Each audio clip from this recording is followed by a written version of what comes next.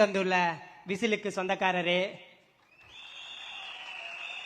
எங்களின் வழிகாட்டியே, பாமர மக்களின் கடைசி நம்பிக்கையே, பாமர மக்களின் கடைசி நம்பிக்கையே, எங்களுக்கெல்லாம் ஒளிவிளக்காய் இருந்து வரும் தன்மான சிங்கமே, எங்கள் தலைவா, எங்கள் தலைவா, தமிழ்நாட்டின் இன்றைய முதல்வரே, நாளைய முதல்வரே, ஏன் தமிழ்நாட்டின் நிரந்தர முதல்வரான எங்கள் தெய்வமே, உங்களுக்கு என் முதற்கண் வணக்கம்.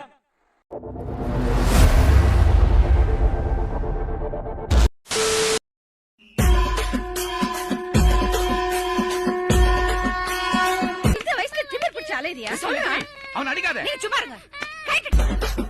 ஏ ஒண்டே ஹீரோ நீதான் மச்சி ஊரே தல மேல வச்சு சொன்ன கேள்வி வேண்டாம்.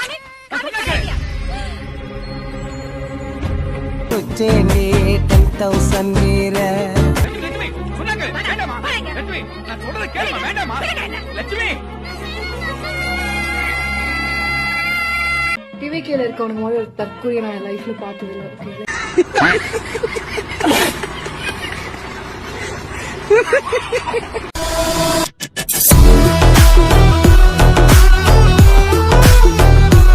தாவேக்காவில இணைஞ்சு எவ்வளவு நாள் ஆகுது? எவ்வளோ தாவேக்கா கட்சிக்கு வந்து எவ்வளவு நாள் இருக்கும்? இன்னும் வருஷம் நீங்க ஒரு தத்தியா இருக்கீங்கன்னு நினைச்சோம், ஆனா இப்படி ஒரு புத்திசாலியா இருப்பீங்கன்னு நினைச்சே பார்க்கல. ரொம்ப நன்றி. என்ன கொள்கை இருக்கு? என்ன அப்படின்னா சாப்ப அது என்ன கொள்கைன்னா வந்து இப்ப நான் என்ன உங்கள்கிட்ட சொல்றது, தேவையில்லாத ஐடியாலாம் கொடுத்துட்டு நம்மளை இறக்கி விட்டு வெடிக்க பாக்குறானே, இவங்கிட்ட போய் நான் என்னத்த பேசுவேன்? தெரிய மாட்டேன். எதுக்குற கொள்கை? தளபதி நல்லா செய்ய போறாங்க, எதுக்கு கொள்கை?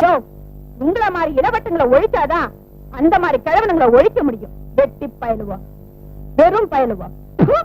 வரலாறு திரும்புகிறது அப்படின்ட்டு என்ன வரலாறு திரும்ப போகுது, எப்ப திரும்ப போகுது? வரலாறு திரும்பதா இல்லன்னு எங்களுக்கு தெரியாது. எங்களுக்கு தளபதி செவிச்சா போதும். ஒருத்தம் பைத்தியமா இருந்தா சமாளிக்கலாம், மொத்த பேரும் பைத்தியமா இருக்கான். இன்னும் பல பைத்தியங்கள் வேற வர இருக்கு. கர்நாடகால வந்து தண்ணீர் தரக்கூடாது, தமிழக தண்ணீர் தரக்கூடாதுன்னு சொல்லி நடிகர்கள் எல்லாம் போராடுறாங்க.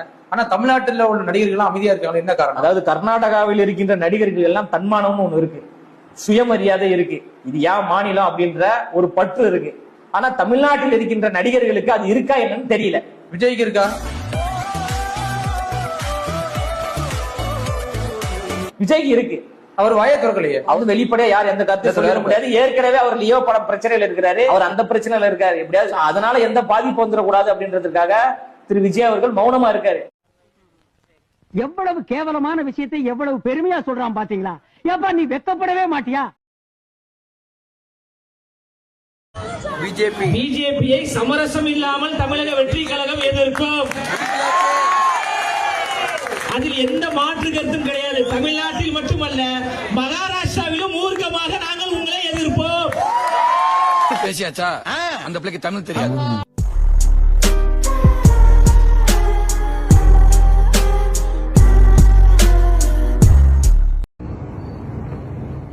A team. Ooh. B team. V team. Joker.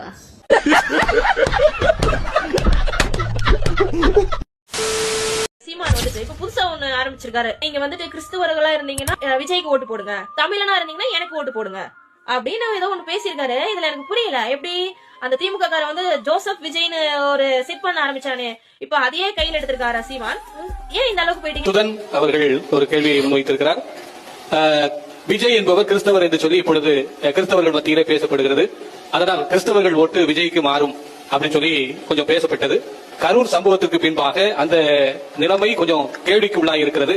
இந்த சூழலில் அதாவது சுதனை போன்றவர்கள் உங்களுக்கு வாக்களிக்க வேண்டும் என்று விரும்புகிறார்கள். இந்த விஷயத்தை மற்றவர்களுக்கு நாங்கள் எடுத்துச் சொல்வதற்கு தாங்கள் கூறும் அறிவுரை என்ன அப்படின்னு ஒரு கேள்வியை கேட்கிறார். இதுல கேள்வி எழுப்பிய என் தம்பிக்கு மட்டும் இல்ல, என் உயிருக்கு மேலாக நான் நேசித்து நிற்கிற என் அன்பு சொந்தங்கள் எல்லாருக்கும் சொல்லுவேன், நீங்கள் கிறிஸ்தவர்கள் என்று உங்களை உணர்வீர்களானால், எண்ணுவீர்களானால் எனக்கு வாக்கு செலுத்தாதீர்கள். நாங்கள் இஸ்லாமியர்கள் என்று நினைத்தீர்களானால் நீங்கள் இஸ்லாமிய தலைவர்கள் சொல்கிற கோட்பாடுகள், அது திமுக நமக்கு பாதுகாப்பு இல்லை. என் தம்பி விஜய் அவர் கிறிஸ்தவர் என்று நினைத்தால் போடுங்கள். நீங்கள் தமிழர்கள் என்று நினைத்தால், இந்த மகன் தமிழ் மகன் என்று நினைத்தால் நீங்கள் எனக்கு போடுங்கள்.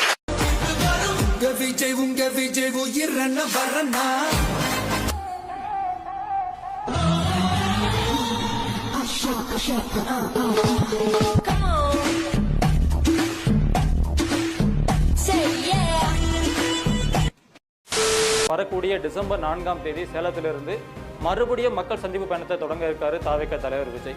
ஐயோ மீண்டும் மீண்டுமா? சனிக்கிழமை சைக்கோ இப்ப மீண்டும் பாத்தீங்கன்னா வெளியே வந்து சுற்றுப்பயணம் மேற்கொள்ள உள்ளதாக தகவல் வந்திருக்கு. ஓடி இருக்க எல்லாரும் ஓடி இருக்க எல்லாரும் ஓடி இருக்க எல்லாரும் ஓடி போயிருக்க. இன்னும் இவனுக்கு திருந்தல, இன்னும் மாறல. அது எப்படிப்பா உடம்போட ஊர்னது மாறும்? உப்பு தண்ணியில ஒரு வாரம் உன்னை ஊற வச்சு 4 தட்டு தட்டினா எல்லாம் மாறிடும். நாங்க வந்து சுற்றுப்பயணம் வரப்போறோம், அந்த எம வாகனத்தை தூக்கிட்டு வரப்போறோம்னு சொல்லி காவல் ஆணையர்கிட்ட மனு கொடுத்திருக்காங்க. பாருங்கம்மா, மற்ற செல்லுல இருக்கிறவங்க எல்லாம் மனுஷனா பிறந்து ஏதோ ஒரு சந்தர்ப்பத்துல மிருகமா மாறிட்டவங்க. ஆனா இந்த செல்லுல இருக்கவன் மிருகமா பிறக்க வேண்டியவமா தப்பி தவறி மனுஷனா பிறந்துட்டான். இவனுக்கு அனுமதி கேட்ட அந்த டிசம்பர் 4ஆம் தேதி எப்படிப்பட்ட ஒரு நாளா இருக்குன்னு பாருங்க. கரெக்டா எப்படி ஒரு டேட்டா ஃபிக்ஸ் பண்ணி கேட்கறானுங்க பாருங்க. காவல்துறையால எந்த டேட்டெல்லாம் வந்து அனுமதி கொடுக்க முடியாதோ அந்த டேட்டா கரெக்டா ஃபிக்ஸ் பண்ணி கேட்கறானுங்க. எதுக்காக ஏன் இப்படி செஞ்ச? மாற்று தேதியை வந்து நீங்க எங்க கிட்ட தெரிவிங்க. இந்த 4ஆம் தேதியெல்லாம் வேணாம், இந்த டைம்ல இந்த மாதிரி விஷயங்கள் இருக்கு, அதனால இது மட்டும் வேணாம்னு சொல்லி காவல்துறை தெரிவிச்சிருக்காங்க. இப்படி தப்பு தப்பா எழுதிட்டு வந்தா எப்படி சாங்ஷன் பண்ண முடியும்? பிழை இல்லாம திருத்தி எழுதி எடுத்துட்டாங்க. இவனுக்கு என்ன பண்ணுவானுங்க பாருங்க, 4ஆம் தேதி முடியாதுன்னு சொல்லிட்டாங்களா, உடனே 5ஆம் தேதிக்கு வருவானுங்க, இல்லைன்னா 6ஆம் தேதிக்கு வருவானுங்க. இப்படி காவல்துறை அனுமதியே கொடுக்க முடியாத நேரங்களை ஃபிக்ஸ் பண்ணி வச்சுக்கிட்டு கடந்து தாலி அறுத்துட்டு இருப்பானுங்க. அட தற்கூரி நாயங்களா, ஏன்டா இந்த மாதிரி அநியாயம் பண்றீங்க? இதெல்லாம் தெரியாம நாட்டுல எப்படி வாழ போறீங்க? இப்பவே ஆரம்பிச்சிட்டானுங்க, எங்களை பார்த்து பயந்துட்டாங்க. காவல்துறை என்ன உங்களுக்கு என்ன பயமா, எங்களை பார்த்து அப்படி இப்படின்னு சொல்லிட்டு கிறுக்கனுங்க மாதிரி. உங்களை பார்த்து பயந்தான்டா, உண்மையாவே பயந்தான்.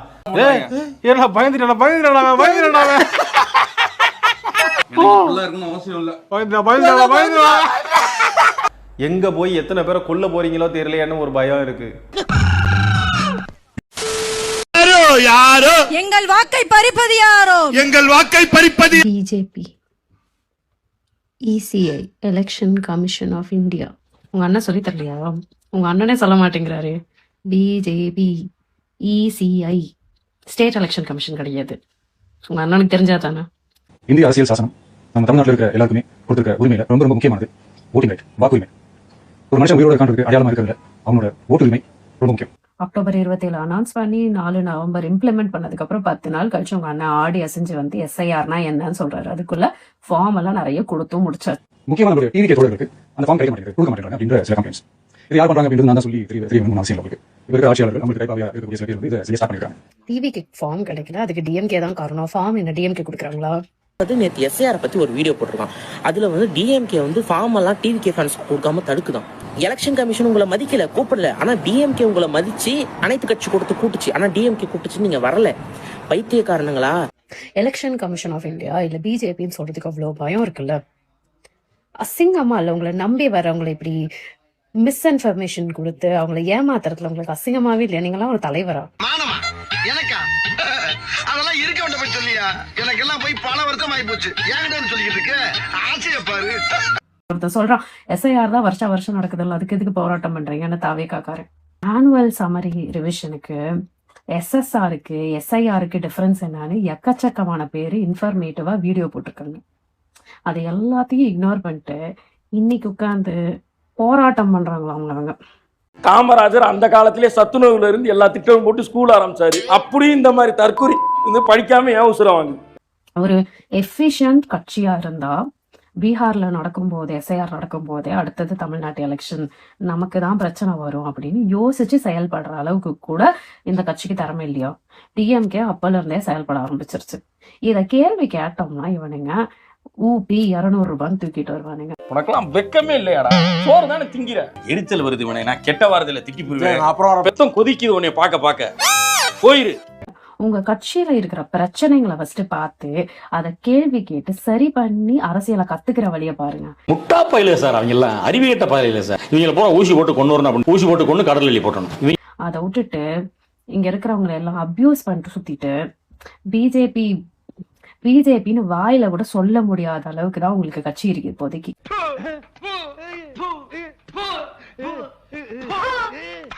ஆமா, நடைமுறையில இந்த ஃபார்ம் ஃபில் பண்றது ரொம்ப கஷ்டம். இவங்க கேட்குற ஆவணங்களை எல்லாம் கொண்டு வந்து கொடுக்கறது ரொம்ப கஷ்டமா இருக்கு. இதுக்கு தான் கொஞ்சம் ஈஸியாக்கிறதுக்கு இந்த கட்சிகள் தங்களோட ஓட்டை பாதுகாக்கிறதுக்காக அதிமுக, திமுக, விசிகே எல்லாருமே தன்னோட பூத் லெவல் ஏஜென்ட்ஸை அப்பாயிண்ட் பண்ணியிருக்காங்க. டிஎம்கே மாதிரி கட்சிகள் வந்து ரொம்ப யோசிச்சு BLA 2s அப்பாயிண்ட் பண்ணியிருக்காங்க. அவங்களுக்கு எக்யூப் பண்றதுக்கு டெக்னாலஜி யூஸ் பண்ணி ஆப் எல்லாம் பில்ட் பண்ணி கொடுத்துருக்காங்க. ஸோ அழுகிறத விட்டுட்டு ஆக்சுவலி எதையாவது பண்ணணும். ஓட்டு வாங்கணும்னா வேலை பார்த்து தான் ஆகணும். வீட்லயே உட்காந்துருந்தா முடியாது. வெக்கமா இல்ல? வேற எங்கேயாவது போய் ஒரு நல்ல வேலை பார்க்கலாம்ல? No no no no, that is stupidity.